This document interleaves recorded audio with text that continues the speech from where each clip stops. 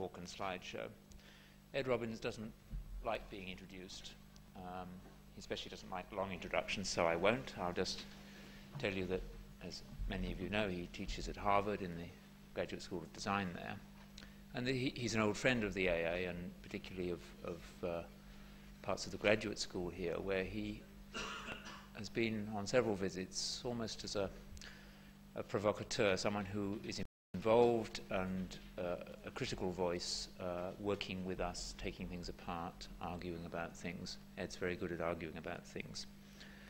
He's working on a book at the moment called The Multiple City, which is looking at the problem of urban theory for the end of the 20th century.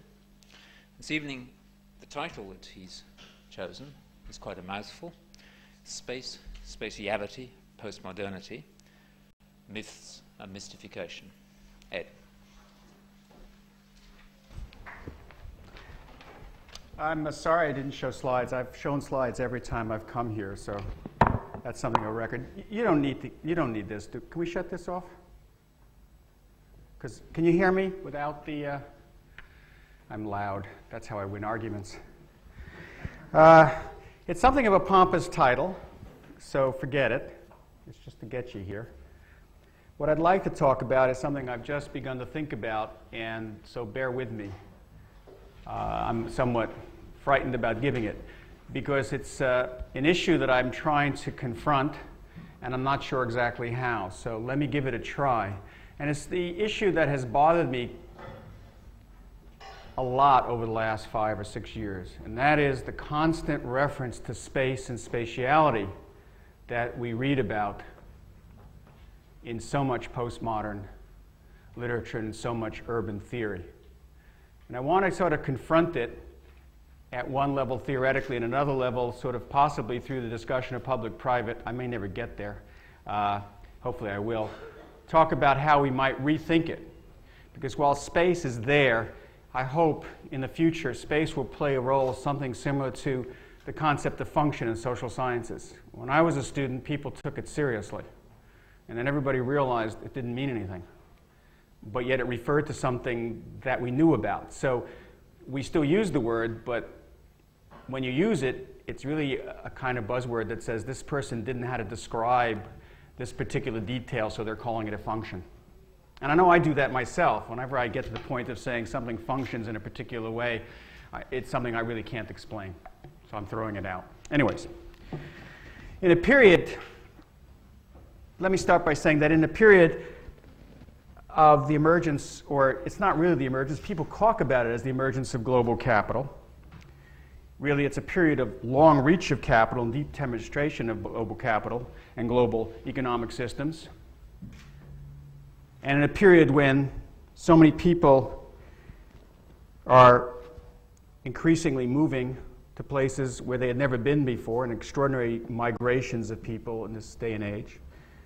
At the same time, in a period where there's an extraordinary growth and increasing localization of politics through various forms of very ugly nationalisms and ethnic battles, and the growth of high-tech communications and the internet, it's not surprising that our notions of place and our notions of location, our notions of who we are, where we belong, have come under have become tremendously destabilized. And I think it's then no wonder that space, in a certain way, has come to play a very critical role for many theorists in thinking about this. There are a number of issues, though, that the use of space raises, and let me try it out. First, I think it's important before I begin that all these new things that the postmodern literature makes reference to are not new. Global economies are not new, and the reach of global economies is not new. It's at least, according to archaeologists, 5,000 to 10,000 years old. Salt from Denmark is found as far away as Turkey, 7,000 years ago. Trading systems have been vast, and the world has been intertwined for a long time. The price of beaver among the Iroquois was affected by the Brussels Bourse as early as the 16th century. And we not want to forget that, first of all. Localization of politics, of course, is nothing new. It's been around a long time. and it's been ugly all the time it's been around. And the internet, as important as it is, it's always salutary to remember that only 40 million people are on the internet. Now that sounds like a lot of people, but we are a world of 6 billion people. We are a world, I just read a figure which is quite striking to me. 80% of the world has no access to a telephone. So for those who love to talk about cyber cities and the extraordinary connections of supermodernity, remember supermodernity speaks to only a few people. Nonetheless, given all the discussions of these changes, it's no wonder then that Frederick Jameson in his postmodernism, or the cultural logic of late capitalism, has said that the spatial turn, and I quote, the spatial turn seemed to offer one of the more productive ways of distinguishing postmodernism from the modern proper. Or that for so many critics today, it's become popular to quote Foucault's famous line that the use of power becomes clearer in space than time. And finally, which is really what I want to come back to, in the rediscovery of Henri Lefebvre and his concern with space and spatiality. Although in the latter case, I think we can argue that resurrection of Lefebvre is done without any sense of his rootedness in history, materialism, and the class dialectic of capitalism.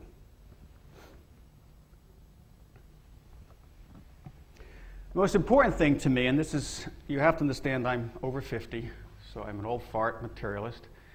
I come up from a very different generation than you do, or some of you know.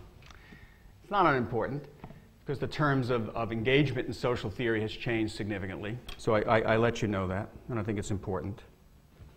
While space and spatiality do speak to something, my problem with it is that space and spatiality are at best extremely vague, unmeasured, and ungrounded concepts in the way they are used today in social theory and in cultural discourses. I think they mystify more than they reveal. And more critically for me, they idealize a very real world, and in so doing, they pacify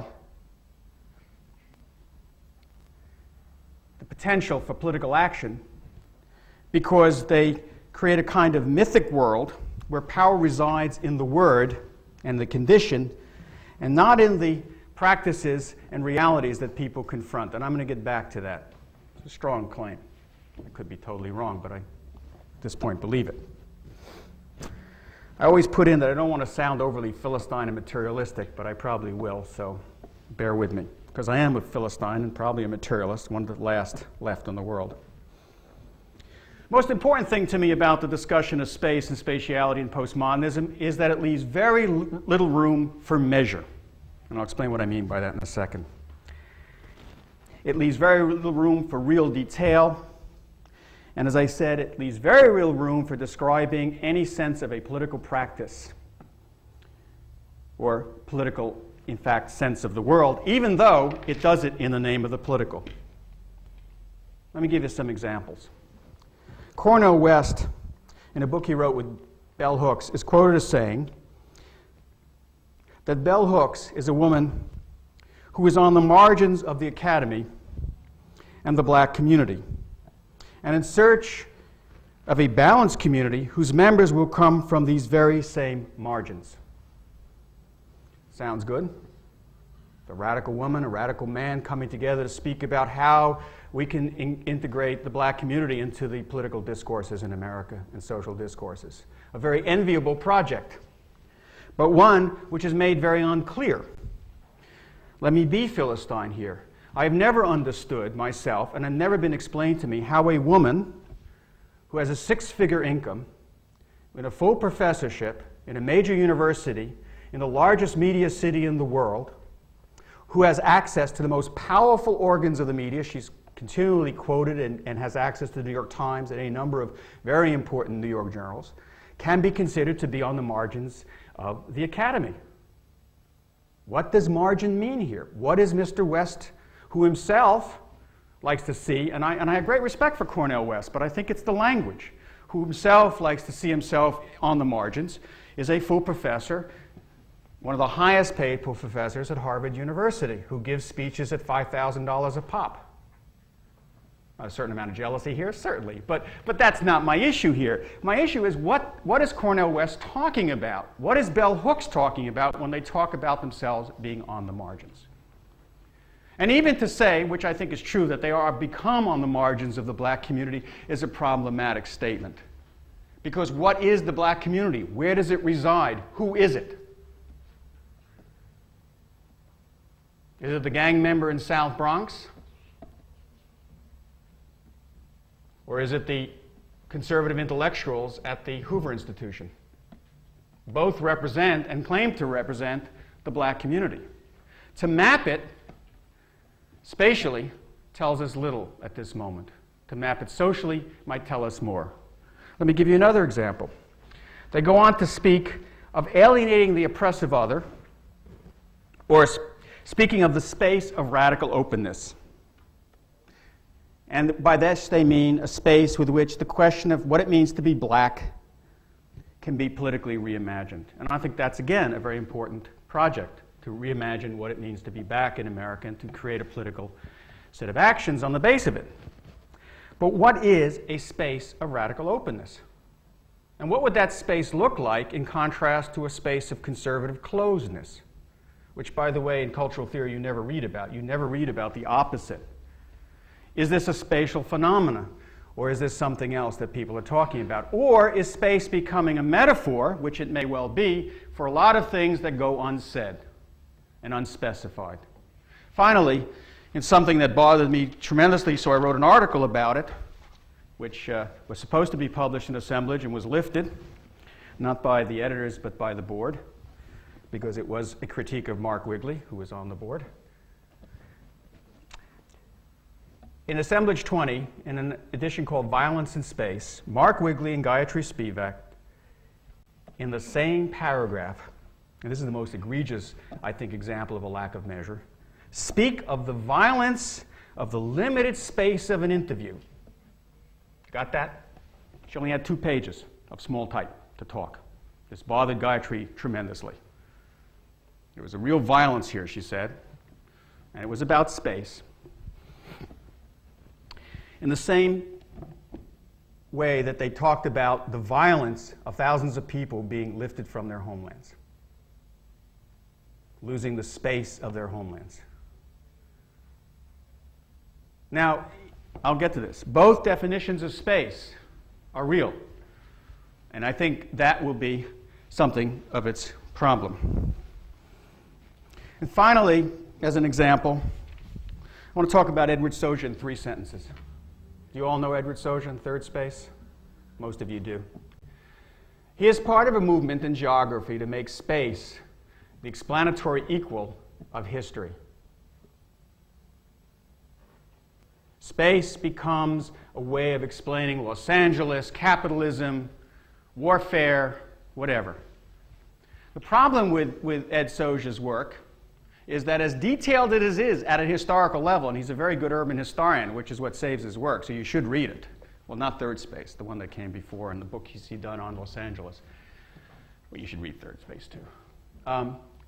But the word space, when he uses it, becomes empty, because if space is everywhere, like all things, it is nowhere. In scientific terms, it becomes a trivial concept.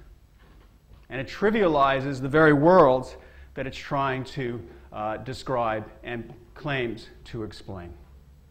In fact, when you read Ed Soja, his explanations are routinely historical and not spatial. He just replaces the word history with space continually, and therefore gets a spatial explanation. Now, let me give one final other example quickly, because I'm not out to go after people.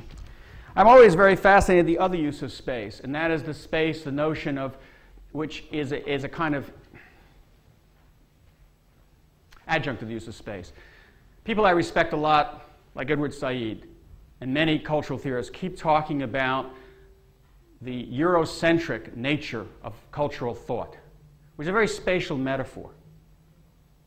I want you to keep it in mind, because what does it mean to be Eurocentric about others? You understand the kind of contradiction here. If it's Eurocentric and it's based on a spatial location, then what's the problem? But if it's more than just based on a spatial location, which I suspect they mean it is about power, then we should speak about the power and not the fact that that power has a particular spatial location. Because would it be any better if it was Sinocentric or Afrocentric or Guatemalan-centric? I doubt it. So the spatial issue, to me, is not an issue there. The issue is why power, who controls that power, what constitutes that set of relationships that would make that center and its oppressive practices, if they are oppressive, problematic. Follow me so far? I'm working this out as I go. I really am thinking, because I'm trying to work this through, so I hope there are lots of questions and attacks at the end of this thing. All right. Now, I think that the reason that this is a problem is that it is not so much that people are confused or deliberately misleading us. I would argue, if I could find where I am, that I think it derives from the very nature of what space is conceptually and what space can be conceptually. I love a quote by Albert Einstein. Albert Einstein once said, space is the most abstract thing in the world because space, and it's also a very dangerous thing because it's a very essentializing thing, because space, he said, is a conception of a condition. And at best, it's very hard to know what a condition is. And when you conceptualize that condition, you are at, as he points out, a second and third order level of abstraction. That is, I think, at the core of the problem of spatiality, and it's a very important thing to understand, because it is why I think, in the end, using space as a metaphor doesn't allow for measure, doesn't allow for politics, and doesn't allow for the kind of detailing and understanding of the world that we need today. Let me go on and explain why. Think about what a condition is. A condition is a mode or state of being. That's what it is. It's either something as a prerequisite, it's something that's indispensable, it's something that restricts. It is always something that's out there, and is always a kind of essential property. All right, hold that. Now, add to that what space has referred to throughout its history.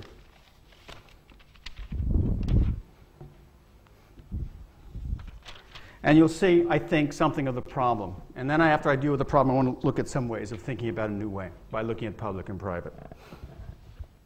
Space derives from the word spatium, which, by the way, et so should be damned, is about time. The original notion of space was a notion about time. It was never a notion about some kind of physical entity, which is ironic, right? That's why in physics, when they talk about space, they never talk about space. They're always talking about time-space, because there can be no space without time. So in effect, I'm going to push this. There can be no social space without historical space. So there can be no space without history. And it really referred to the notion of a duration, an interval, some measure of separation.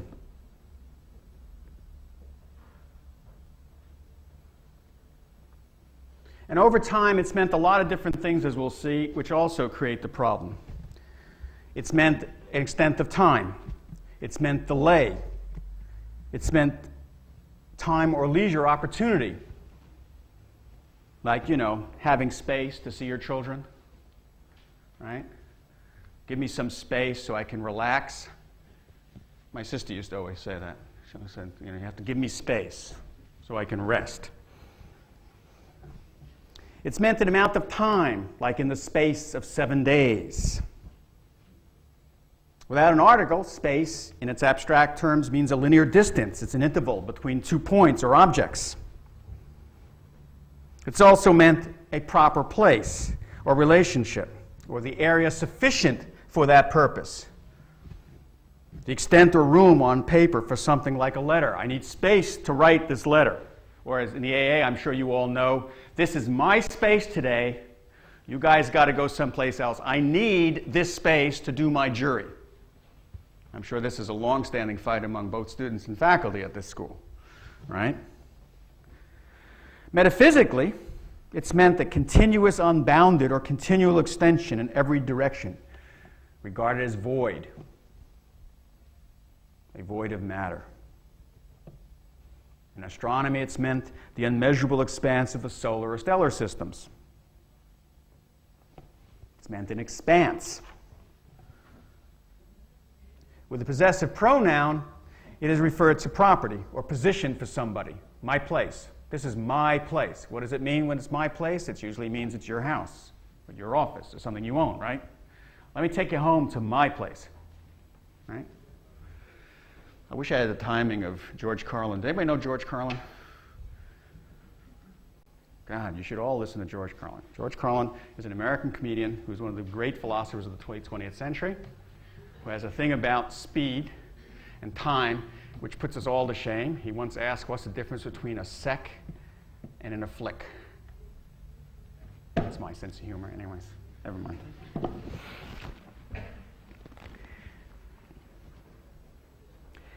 In the 20th century, it's come to mean a concept dealing with sets of points lining in some specified structure.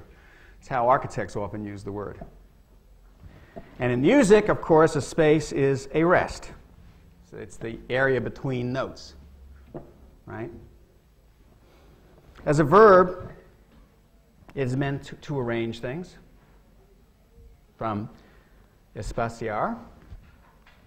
It has also come, from my generation, to have the meaning as a drug-induced euphoria. You all know that one, don't you? No? I don't know. I'm getting so old now, it's frightening, you know, when I say things. I once talked about Lenny Bruce. How many of you know who Lenny Bruce is? This is my New York aside. See? God, don't get old. It's terrible. Anyways, space out, right? He's spaced out, she's spaced out. That means they've taken drugs. They're spacey, right? Some kind of euphoric, strange condition. And it means to separate.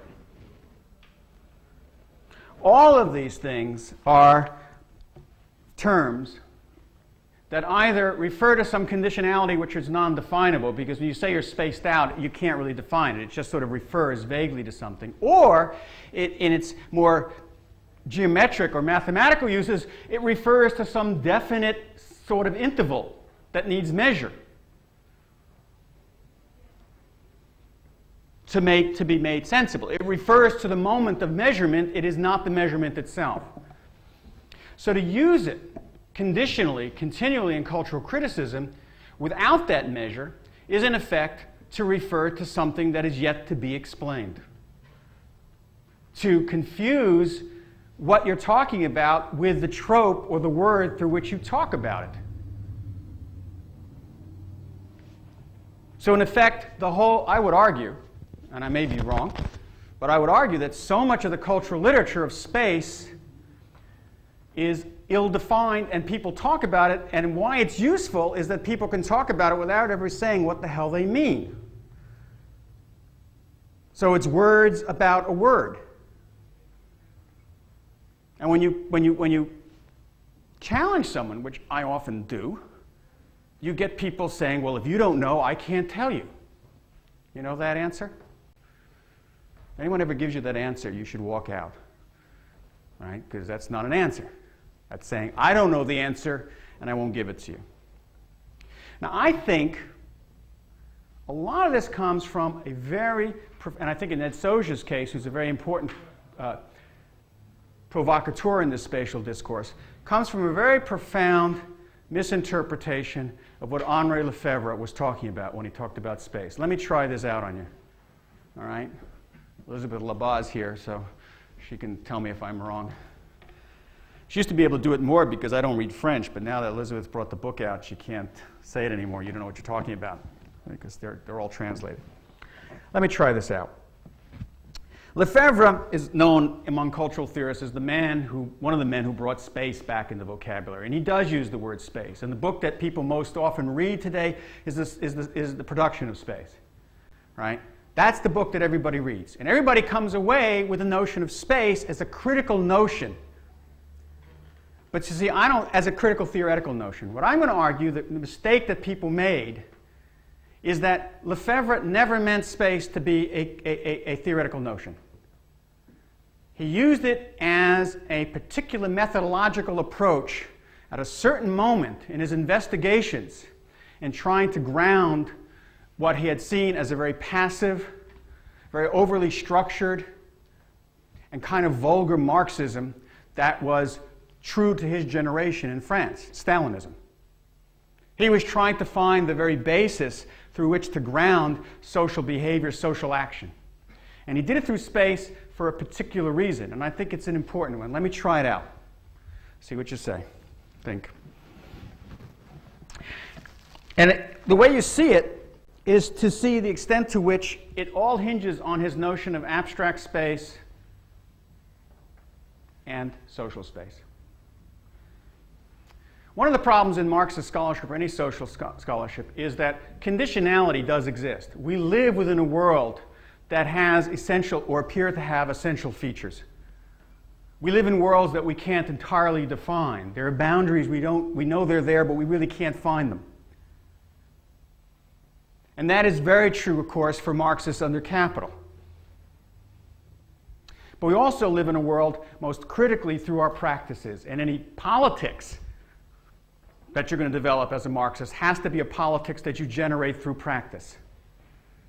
Central concept, central notion. The words abstract space and social space confront that problem. Abstract space refers to the reality in space in our society that it always has some kind of conditional value created by capital. It's worth something. And as a result, that worthness of it always makes it problematic in terms of its use. Social space refers to the space of practices, the actual everyday practices that we confront in our lives. And it's in that constant conflict and conflation that the problems of everyday life occur, that the rhythms of everyday life occur in one particular way.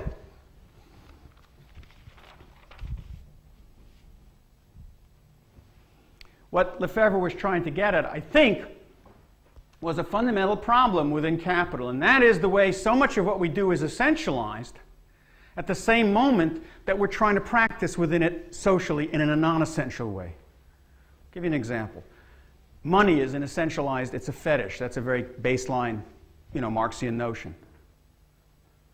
And it is an essentialized conditionality of our living, even though, in many ways, it isn't. We have to then find practices within that. Money becomes a kind of abstract space. Social practice, though, becomes a kind of social space. And it's interesting because when you read the production of space, you're asking very often, where's the space, right? Because he's not, throughout the book, just talking about space. He's constantly talking about other things. He's talking about practices, and people always wonder, what's he doing here? It's very hard to read because he was never interested, I would argue, in space merely as space.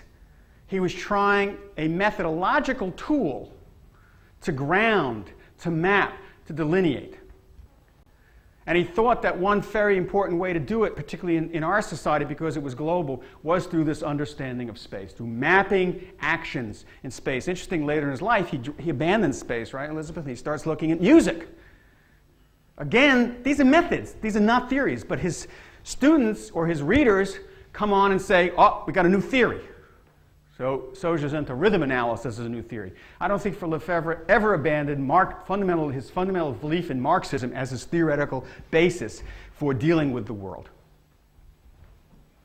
All right? Now, when Lefebvre did it, the word space was an abandoned word. He began doing this in the 40s. So nobody was using the word. Well, for us, we have a methodological problem because that world no longer is abandoned. It is claimed. It is claimed by a lot of people in a lot of ways that I sort of gave you very small examples of. So we have to turn it around on its head. We have to take the Lefebvrean project, if we believe in that, or take the project of trying to ground the kind of funny conflation that always exists between conditionality and practice in our society and find a language that reinstigates precisely what Lefebvre was trying to do. Have I lost you entirely? I may have lost myself, but that's okay. That won't be the first time I'm lost. All right. One way to think about it, and I'm going to use this as an example, and to me the project has to be a project that we all take on, is through thinking about the concept public and private, because that has come to have tremendous spatial connotations. It's one that constantly is used in architecture, and it's one, through its conditionality, is continually paralyzing architects. I stayed a little bit for the juries yesterday. I watched them, you know, because I ate lunch, so I felt I should come. And I didn't say anything. But here were people talking about semi-private space, semi-public space, you know, sophisticated people. What's a semi-private space? Anybody tell me what a semi-private space is? What's a semi-public space? In fact, what is a public space? Most public space in America, at least symbolically, is the White House, our government office buildings. You ever try to get into an American government office building? It's probably the only building where you could be shot without any danger of the person shooting you getting in any trouble. If you go into a private office building and the guard shoots you, you probably could sue the corporation. I'll give you another example. Feminists use the word public and private to talk about the space of, you know, open discourse and closed discourse, right? And it was a very important concept. What they were talking about was the way society condemns women to the family, to the home, and keeps them out of, as well as other powerless groups, out of the discourses that are crucial to the decisions which rule the larger parts of our lives. Fair enough. Very important issue, and true. But in using the word public and private, the whole thing got conflated. Let me give you, I'm into just so stories. Let me give you a reason why, an example why. What was one of the first things the feminists did, or feminists who wanted power did, in their attempt to get, quote, public power? They sued private clubs. Because one of the most important spaces of power, a public, supposedly public thing in feminist discourse, public space, is to be located where nobody else can be. That is to say, in secluded private places. This conflation of public and private is a continual conflation. It's also a continual conflation which uses a metaphor that is not helpful. Public and private is a spatial metaphor. Continually, historically, has been in many ways a spatial metaphor and then a political metaphor at the same time. And that gets conflated in the late 20th century. Let me give you an example. I'm very big on giving definitions of words. I love dictionaries, so you have to bear with me quickly. If we think about the definition of the word public, if I can find it, public has meant, most importantly, public has always meant, I will get it.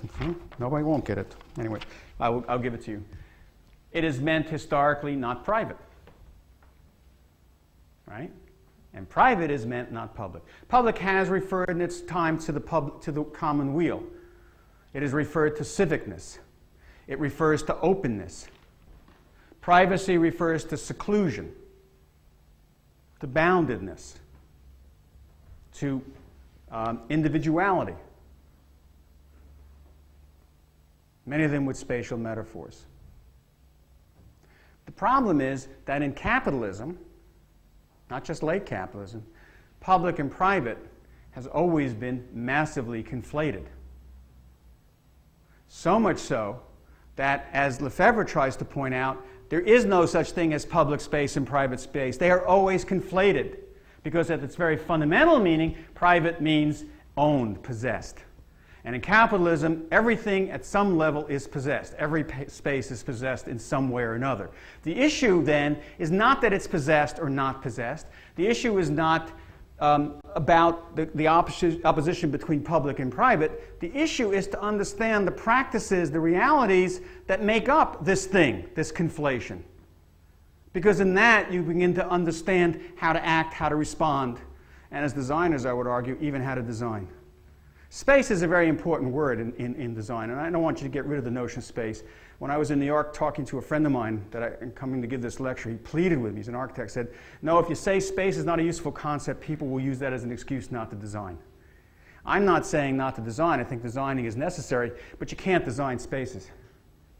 You can design things, and you can design objects, and you can design objects that have implications for practices. And those objects are themselves a result of practices. And those things that you, for better or want of a better word, those spaces or places you design are related to sets of practices. And if my argument is true, then the issue becomes, how do you create a lexicon that gets at practices and gets us away from the problem of space? And aside. When I started out in architecture, always people would talk about this space and that space. You see, I'm an anthropologist and I'm just dummy. I never knew what the hell they were talking about. They would say, you know, I like your space. And here's this drawing which has 27 rooms, you know, all this stuff. And I'm trying to figure out, what are they talking about? And then they would talk about the space of the cathedral. But I'd read histories and I find out that in the Renaissance, people didn't talk about the space of cathedrals. For them, cathedrals were surfaces and volumes. They weren't spaces in this vague way. It's a very modern notion, space. In fact, in the history of space, I forget the guy's name. He's a Dutch guy. Does anybody know Van der Ven or something like that? Cornelius van der Ven writes and points out that the notion of space, as we know it today, is a very late notion. So it doesn't even describe something necessarily existential or phenomenological. It describes very little. So the question then became, and this became a thing with public and private, how do you create a language then that gets at practices and not conditions, that allows the practices to define the condition and not opposite? In effect, to take on Lefebvre's project in terms of public-private. And let me just talk about that a little bit and then end. How long have I been talking?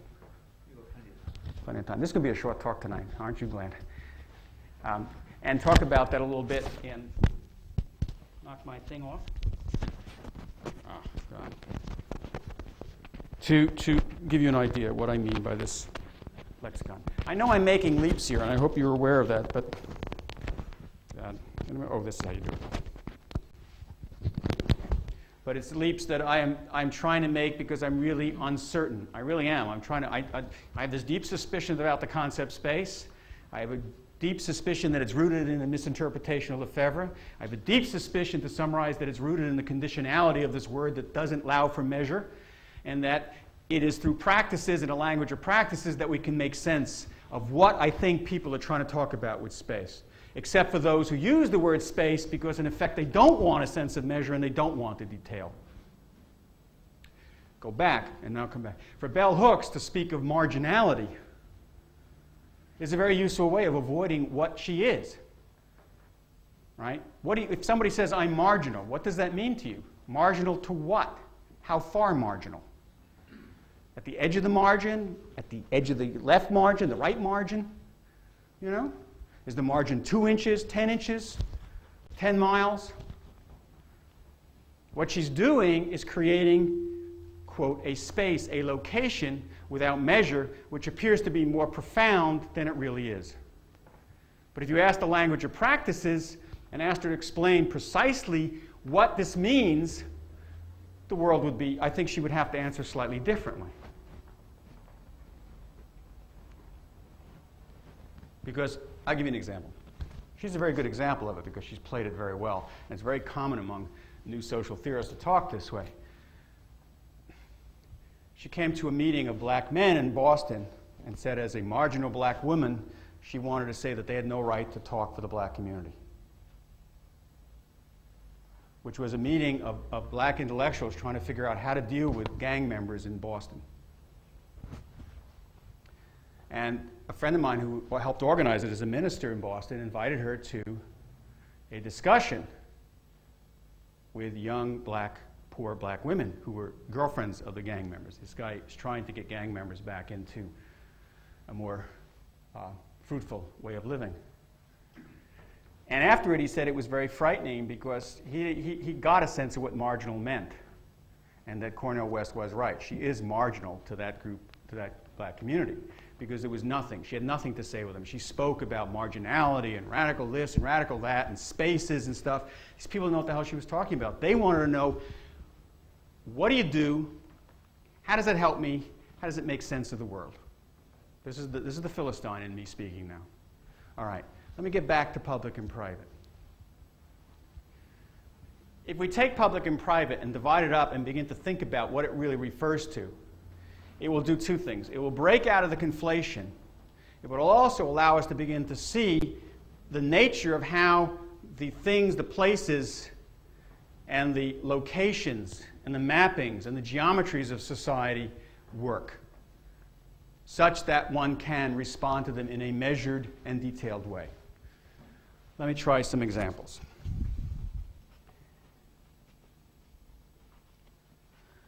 Why not use the concept social space as Lefebvre did, rather than public space? Because that's what we're talking about, isn't it?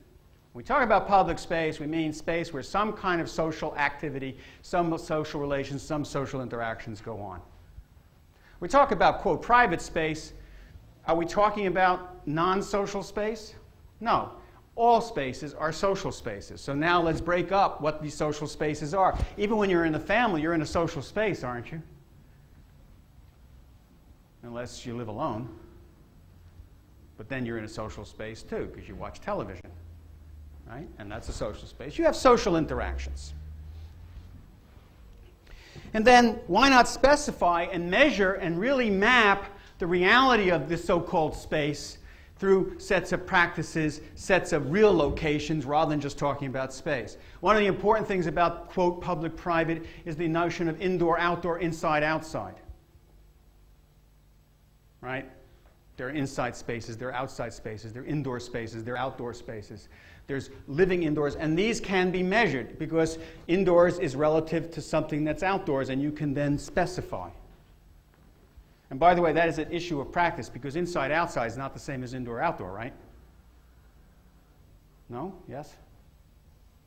Think about, I'm always fascinated by London because I lived in London, and you know, in Knightsbridge, I didn't live in Knightsbridge, but in Knightsbridge, I used to walk along and you get on Compton Road, or is it Compton? The Fulham Road, and hundreds of people. Turn a corner and there's little squares and nobody there, right? Somehow I knew I was inside someone else's world, right? I had to get outside. It's a very interesting part of the class structure. How that works would be very interesting. I wish somebody would do a study of that because it does work. It's an extraordinary thing. In America, it doesn't work. In America, you try that, people just go everywhere. We believe that we're democratic somehow and that we're all equal. But more importantly, when we look at spaces, is the question of what they are socially. For example, when we talk about a space, it begins to talk about the practices of ownership, possession, occupation. When we look at spaces, when we look at what people do in it, we have to understand that people do things, and the sets of practices that are defined by these kinds of relationships. When I was in India, I saw something very interesting. When you go on the streets, people live on the streets, right? And they claim squares, they claim blocks.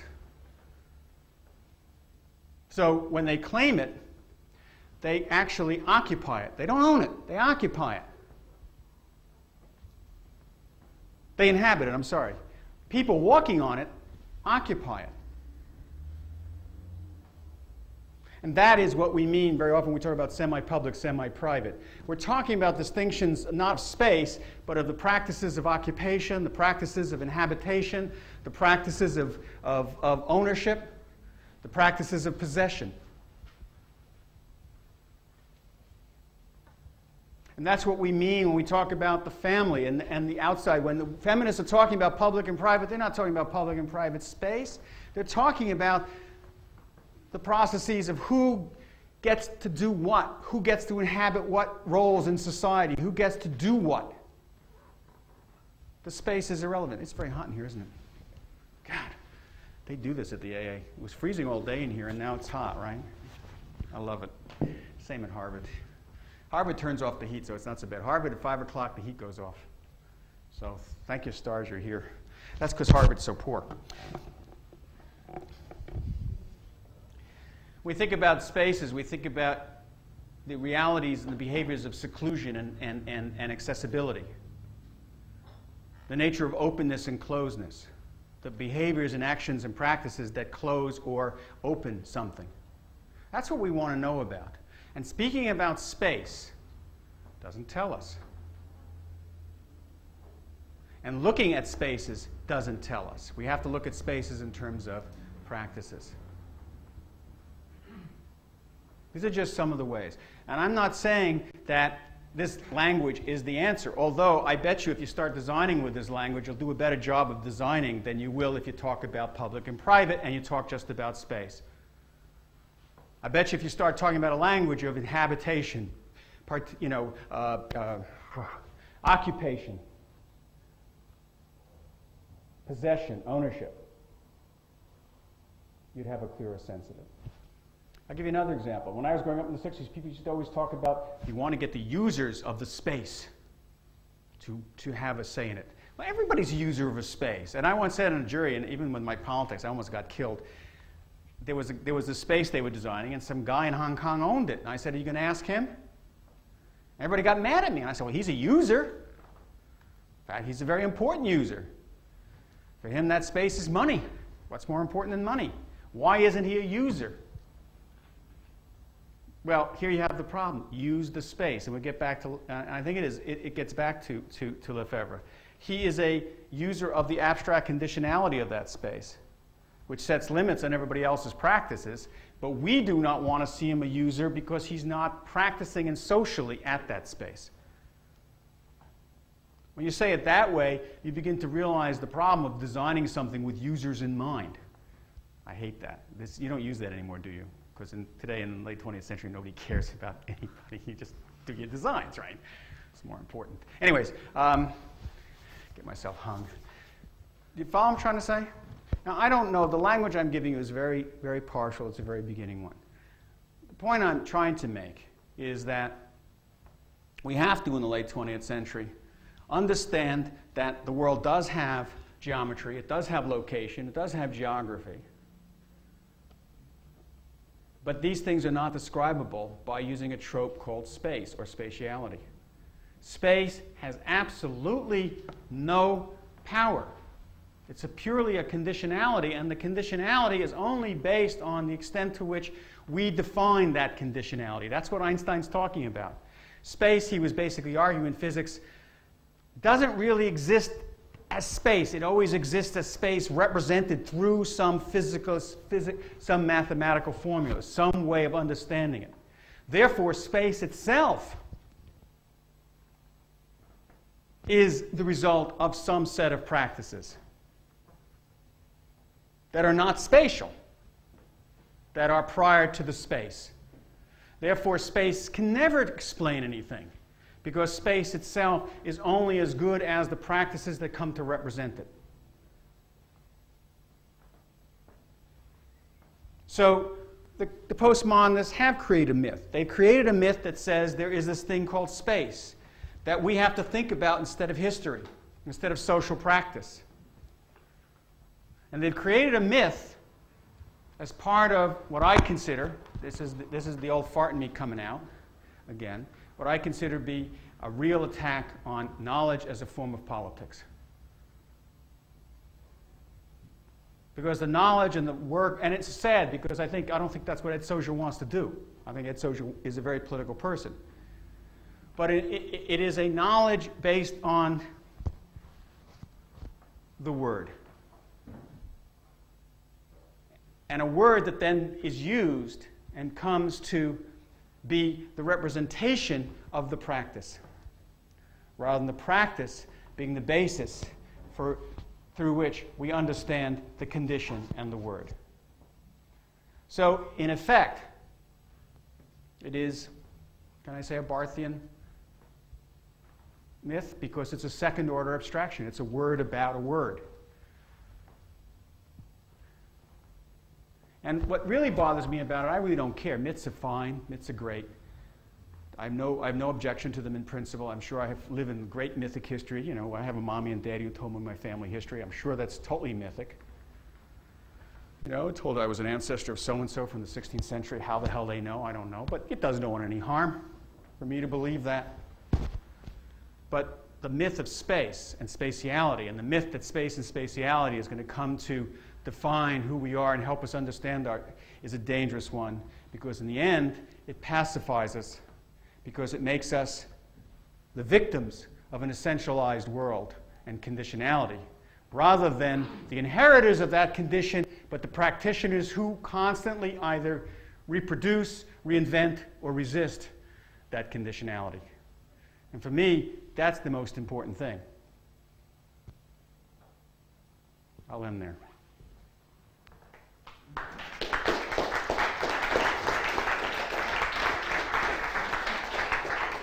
Now, I don't know. I hope you have lots of questions, or you just want to get out of here. I don't know. Somebody comments, questions, attacks, vilifications,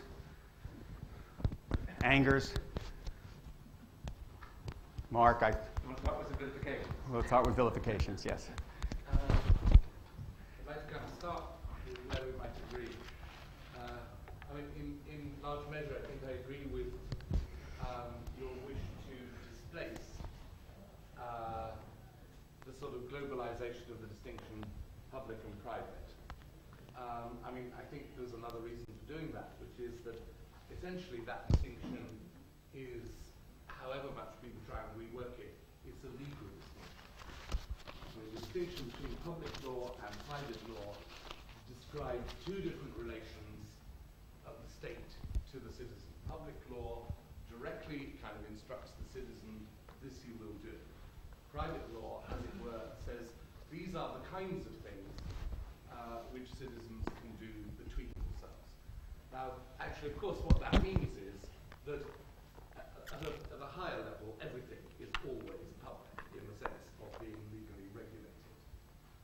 But out of it grew an extremely unhelpful kind of notion, in many ways kind of linked actually to Marxism, that the public side was good and the private side was bad, because the private side described a relation of property through contract, and the public was actually, as it were, at least there in potentia to be a kind of communal good.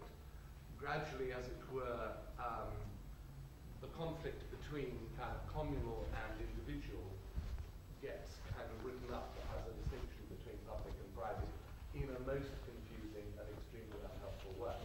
And it seems to me, you know, anthropology has a million ways of describing kind of social spaces without reducing them to that, what is always a kind of legal essentialism. So that's fine. On the question of kind of space itself, I mean, maybe it's kind of helpful to distinguish the use of the term space. I mean, first of all, as a concept, secondly, as a category, and thirdly, as an object. Now, it seems to me there's no particular disagreement about the question of concepts. There are concepts of space, you know, that have kind of scientific representation. Not everyone's going to agree about the same one, but they're there to be kind of discussed.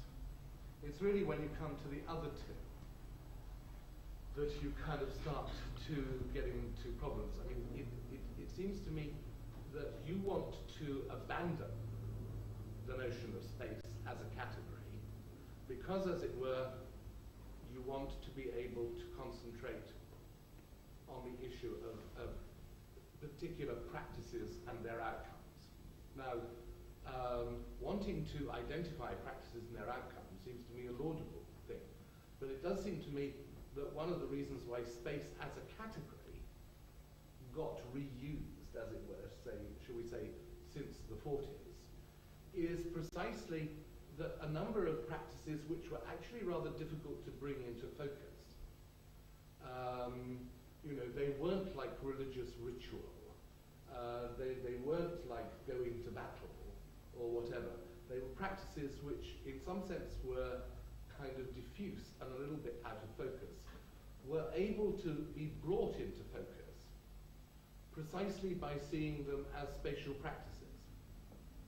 I mean, take, for example, Michel Foucault's work on kind of incarceration and segregation, that whole idea of discipline, right? Now, if it has any value, it identifies something which is not only a way of, you could describe it entirely in terms of ideas about how people should be.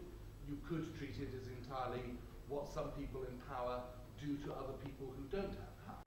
What's interesting about Foucault's analysis is that in order to sort of articulate, and in order to do what I think you want to do, which is to bring those practices like into an anthropological focus, you actually treat them as, at least in part, spatial practices. So, you know, I would want to kind of defend the idea of there being some, not all, some practices which are best articulated in respect to space.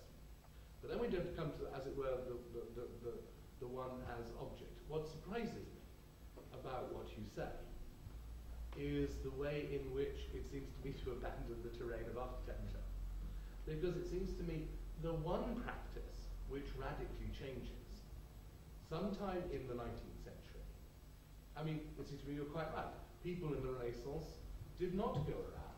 You don't read Alberti and find him saying, you know, here's how to do some great spaces.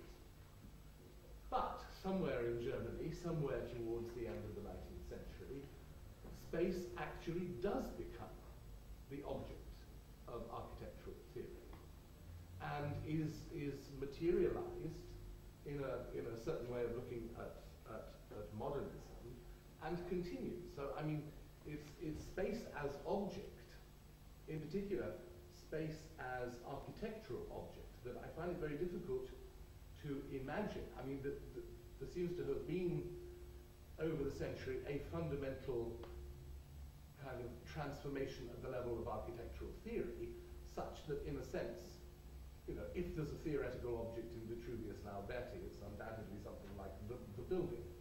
But since the late 19th century, in an important way, the object is the space. And it seems to me that you've got a difficulty, I mean, your difficulty in further establishing your argument is really to deal, you know, I mean, I agree about the bell hooks and all that, but they seem reasonably easy targets. The difficult target for you would be the object space, the object of contemporary art. Okay, let me try that. There are three things. Mark's always makes it's always fun to speak here because Mark always does this to me. We'll throw out the public and private because we clearly agree on that. All right. But I will say that I'm not for getting rid of the word space. I was very careful. I would like it to become what function became in social science. It's a word that roughly describes something that we're not sure about. But at that moment, it should always be used as a word about something we're not sure about. It is important then always to go beyond that and to begin to ask, if you speaking of a space, and I really do believe this, and I think one of the problems of modern architectural theory is this concept of space, which made it in some ways more and more distant from the realities of everyday life, is that architects began to believe that people experienced buildings as spaces, began to believe in the phenomenological practice of buildings, began to believe in the spatial kind of cultural notions of space without ever really delineating what that space is. And I'm not sure you can. Let me try. Because this is all very, you know, I'm just trying to figure this out. Whether if you're right, then I abandon the project. If you're wrong, I continue the project, or somewhere in between. If I understand physics right, and I'm trying to read physics on time-space, the interesting thing about their notion of space is that it's a condition that is always a measure, and it's a measure that deals with things other than space. In other words, space is never defined in terms of itself. Space is defined in terms of relation of objects, or it's defined in terms of the nature of relativity, on the nature of curves. So that space isn't space. Space is something that gets another kind of mathematical set of attributes, the category. And the thing then becomes the way you understand that world through those categories. And there's a constant debate about what it is and how it exists and so on and so forth and what made it be. So in effect, for physicists, space does derive from a set of notions about practices that exist in the physical realm, in the universe. In social theory and in cultural theory, the problem is that it doesn't. And that's why I want to really, if not get rid of the word, be constantly, let's say, start thinking about how to be constantly suspicious of it, so that it begins to either have a delineation somewhat equivalent to that in physics, or it just stays there as some kind of empty concept that we use when we can't explain anything else. And I think that I did pick on Bell Hooks. She's an easy one. She just annoys me a lot. And Gayatri Spivak, they all annoy me a lot. Well, because I hate when somebody says that I will speak for black women, you know, when they can speak for black women just about as much as I can at this point in their lives. Well, that's not fair, but they can speak for limited aspects of it. And they do it through these spatial metaphors, right, these locations. But I think that the grabbing by cultural theorists of this word space has become attractive for precisely the reason it was attractive in architecture. It appears to be saying something, and I think you're right, about something very real. We do live in space. It does, at some level for us, exist. Physicists pointed out. We do live in volumes. We live in geometries and solid geometries. I have no doubt about that. That's not my problem. Problem is that as soon as we use the word space, those solid geometries, those objects disappear. And what we speak about is space. And so I somewhat agree with you. And that's my quandary, right? And being who I am, since everybody's talking about space, I decided to say, not talk about space, not because I literally mean not to talk about space, but to basically say, let's start doing it, let's start using it like Lefebvre used it as a methodology, but then begin to identify precisely what we mean when we do use the word. When we do use this concept. It shouldn't be a theory, it should be a method. It is not the thing. It is a method for trying to understand this, and that's what Einstein is saying. It's a method for trying to understand the conditionality that does exist in the world. But we constantly have to appraise what we mean by that conditionality and make better tools for describing that condition. Does that make it clear? But isn't there a problem of terminology? And I'd like to put two examples before I put the question. You said yesterday you were here and you heard a lot about public, semi-public, and so on, private and spaces. Example one. Second example, you said there is abstract space used by, I say, concrete people. My question now is this possible what you're saying?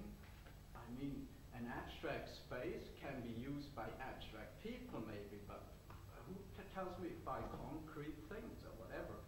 So I thought you lecture could have been, instead of being about space, it could have been about the problematization of the differentiation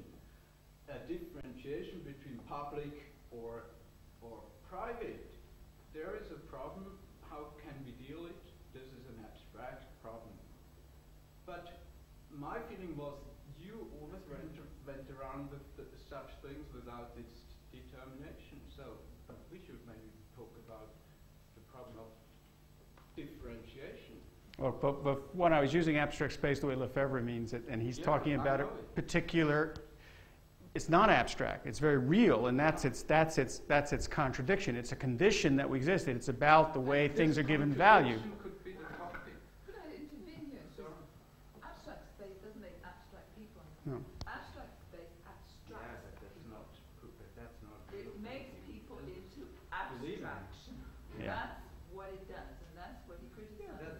So you're a believer in that. No, I don't But it's believe not. Well, but the argument is well, look, if we want to talk about clear thinking, we can start the discussion, but I accept you're trying to argue a certain perspective. I was trying to understand how the word space has become very important, and I would say that the problem with Lefebvre's work is It's not a problem. The nature of Lefebvre's work was understood as a method and not a theory.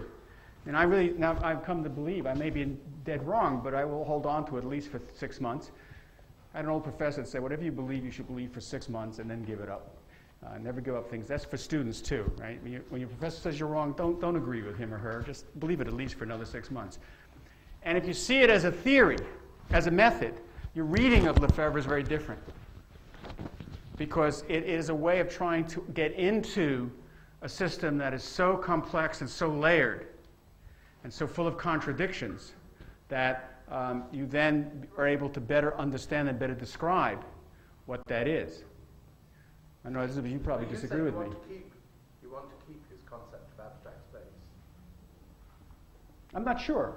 As I said, I'm just starting out on this. I don't know. I would have thought that was, the most vulnerable and kind of laden with all the things that at another level you're attacking. I mean, that is to say, it uses the concept abstract in a way which is absolutely embedded in Marx's use of the term abstract. It's not abstract in the usual sense given by logical analysis. It refers to a category which is both the product of a process and the analytic by which that process can be understood. Marx having this weird epistemology, as it were, that you can think, because as it were, thinking produces, and therefore you can kind of think about what's produced. Now, I mean, that seems to be the idea which is most drenched in a sort of kind of lamentable kind of social metaphysics, and which in a way gives rise to that, because as it were, you precisely haven't turned space into a condition, if that's what you wanted to do. As it were, abstract space is essentially the process, what happens to space through its capitalization. Which is a conditionality, if I understand Lefebvre right, it is a conditionality with which social practice occurs, and that creates the contradiction, because it's a conditionality which is both produced socially and resisted. But I don't want to, my point is not that Lefebvre is right or wrong. I'm just trying to understand how the use of Lefebvre has been reframed and why. But I'm not going to stick with Lefebvre, and I'm not going to stick with abstract or social space, because I don't like either term. I don't find either term, particularly in the end point, particularly useful. Because because I don't know, there are things that occur in our world that we can describe, and they are practices, and they are practices that occur then and create structures and conditionalities that they then respond to, right? But if I may intervene here, if you come with this Lefebvre kind of thing about conditionality, then you bring the whole topic into a dialectic thing. And first of all, we thought we were in a kind of, conceptual thinking, and then suddenly you switch into a dialectic thing. But my God, I know Hegel also. And that's the constant mixture of the whole lecture, always in between. Once you're there, then it's dialectic, and I'm here, and then suddenly you're there, and I said the first sentence was, my problem is about the terminology or the determinations of what's going on here. Doesn't bother me in the least. It's the nature of the way I think we're going to have to work in the world. But Elizabeth, I'm sorry. I think it's not clear and clean. I think it's Thank God. clear thinking behind it. I don't want clean cut. Anybody else? There's someone at the back. Well, what you were talking about, part of your talk is how some of Lefebvre's ideas, and there are several and many contradictory and fluid ideas in Lefebvre, one can believe in him because there's nothing to hang on to, not a great deal, but how they have been taken up. What interests me, I suppose, as a historian of ideas, is that the production of space was published in 1976. I remember being in Paris in 1976 at the Institut de Sociologie Urbaine, where he was a professor, and nobody talked about it. Okay, and why did they didn't talk about it in France, they didn't talk about it anywhere else where people read French, and now it's taken up. And I think that maybe it would be as interesting to discuss why it's taken up now, for what purposes, because I think the subtext of the lecture is why is it taken up for political reasons. I think that when he wrote The Production of Space, it was an oppositional work. It was an oppositional work to the Young Turks like himself. I mean, I think that was very clearly the case. He was seen as an old party, in way past it by that time. They were into structuralism. They were into land rent. They were into very straight categories. They didn't want to talk about philosophy. They wanted to talk about the state, basically. That was the discourse. Okay? And he turned the thing around and said, well, I'm not going to talk about the state. I'm going to talk about the production of space. But I think that there are several discourses going on in the production of space, and one of them is a contemporary political discourse at the time, which, you know, if we're going to talk about just those stories, I think there is a story there to be told as well. And we shouldn't be so preoccupied about a text, you know, how Americans take it. I don't really care how Americans take up the production of space or anything to do with capital. It is not part of my interest. I don't really, you know, it does not concern my intellectual realm, nor does it relate back to my own intellectual history, which happens to be located here and produced by someone who produces from, not here, but over in the channel. Because I do really think that ideas are they're part of a political and social practice in themselves. I mean, I know this sounds like a strange message, but that's always the position I take when I teach. But, you know, as you say, the word space annihilates the word history.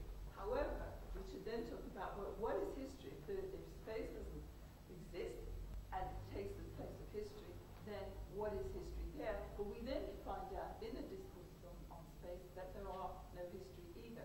So we're not talking about the annihilation of space, we're talking about the annihilation of history. And even the text, The Production of Space, therefore no longer has a history, but this narcissistic history of a few academics in America who, as you say, earn six figures.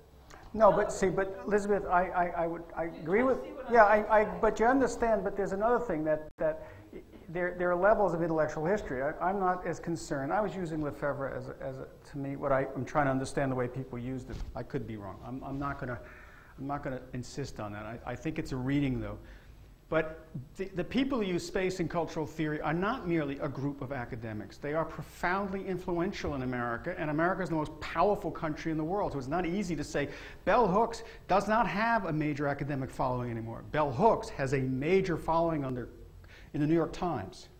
These concepts have come to be used and I think abused for political reasons, because I think concepts of space, unlike concepts of history, whatever history is, do pacify us, because you don't know what space is such an amorphous concept, and it can be used by so many people in so many ways without specification that it gets all conflated, and nobody knows what anybody's talking about, but everybody will accept it.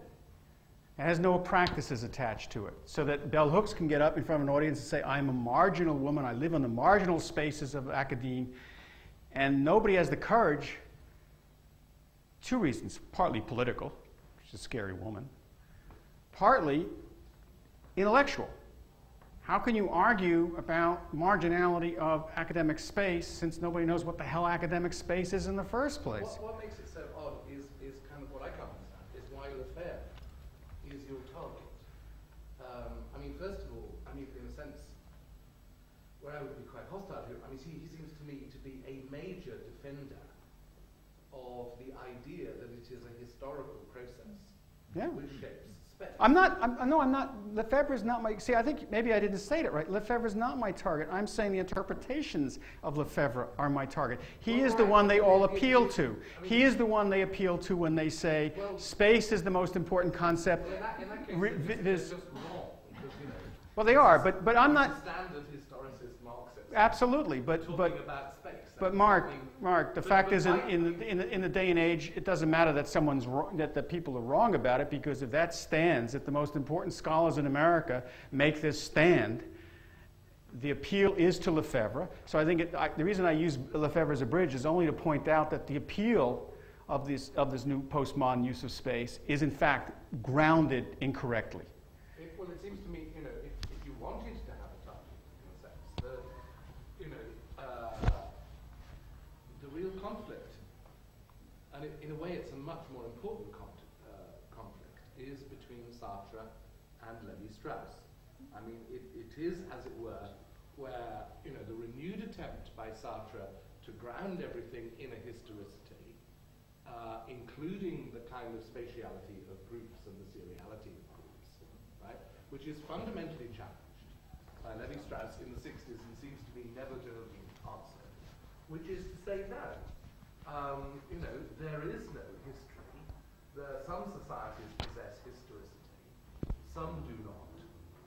And that in many ways the assumption is that, as it were, an anthropological as opposed to a kind of historically informed analysis will to some extent privilege spatiality, by which I mean categorization, which I take to be the most important form of kind of spatialization. I mean, and again, what I find odd about your lecture is not just like its abandonment of contemporary architecture, but its abandonment of anthropology.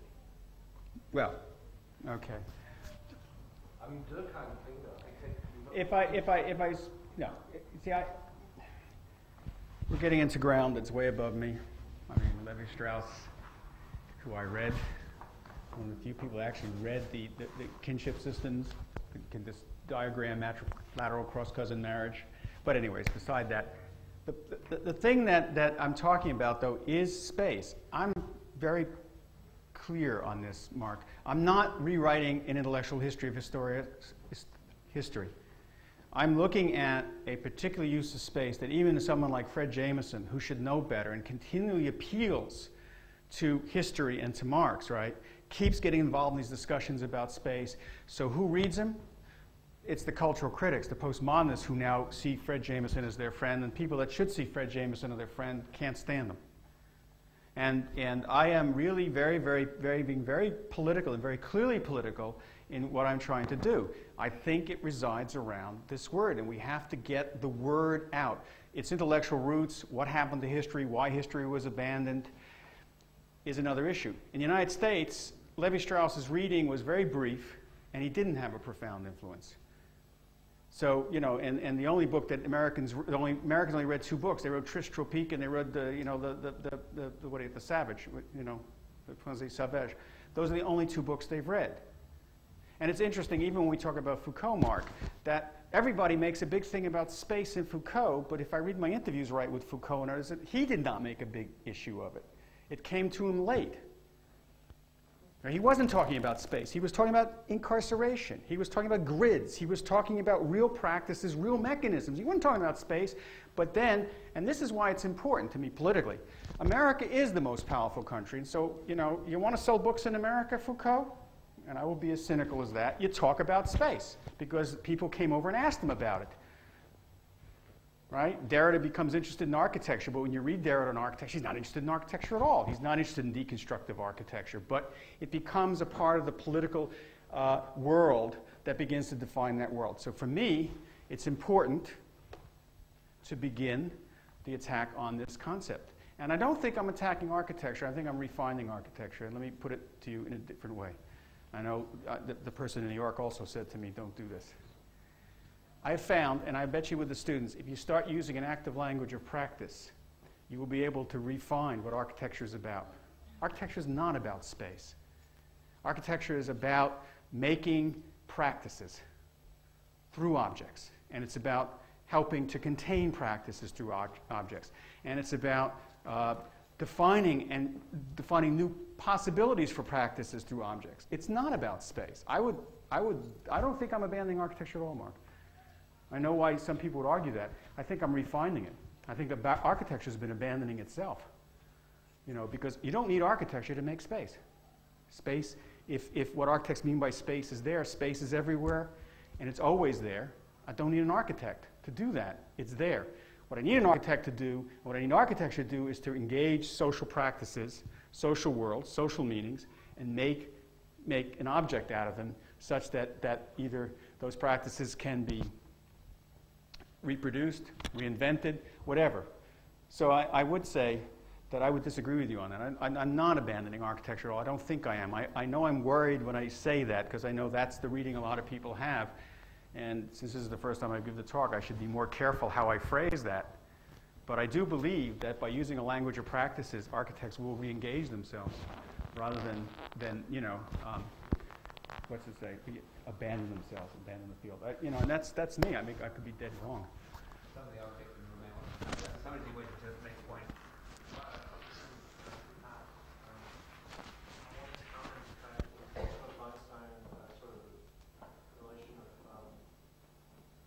Space of the discourse about a discourse. And what I wanted to sort of raise some point of clarification is that was the point that Einstein failed.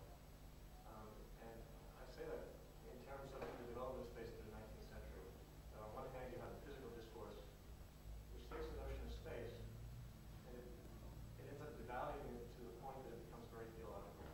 And the fact that you don't need space in Einstein, and he's still referring to it. Mm-hmm.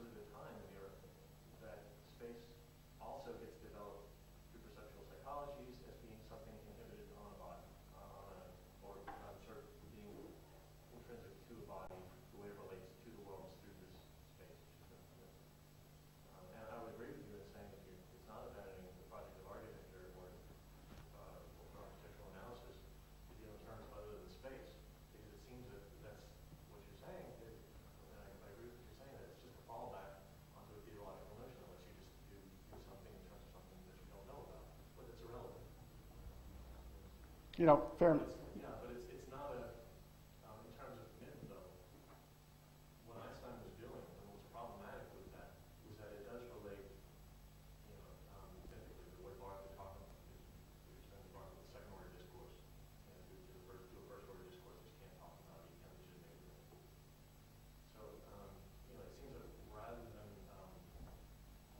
fall back into the notion of myth that's looking to resolve itself someplace elsewhere, we would have to go into the notion of indeterminacy or complementarity, if you want to use the metaphor thing, where you can't resolve a paradox within a discourse unless you're going to report some sort of mythical form outside of it, like a space or like something else. Or you're dealing with paradox, which isn't a terrible thing.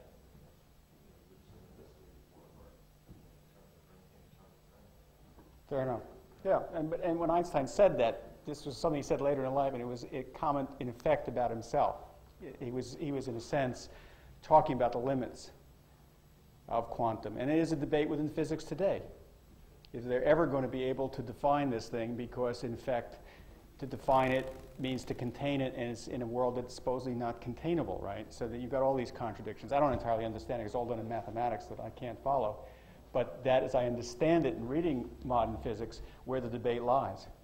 And it holds on, because you have to think, as Einstein also once said, of a relative, a curve that's infinite that turns back on itself, which is, right? That's what quantum space is, and try to figure that one out if you're not a mathematician. It's really very simple. I'm coming from a physics. Right, obviously. But I've been looking somewhere. Felt here brought up the notion of dialectics. And for me, it's getting important. Adorno's work on the main dialectics is getting very important. Because it doesn't seem like you're going to be able to, that you could ever get out of that. And it's really only a discourse relation that deals in ambiguities and things that you have to pull apart. They're garbage ones, and you're going to have to pull apart. So it seems like your project is it's very optimistic one. In the sense, it's a nihilistic, optimistic thing. Well, no, it's not nihilistic, because you have to understand, I gave a talk. I mean, that's a good way.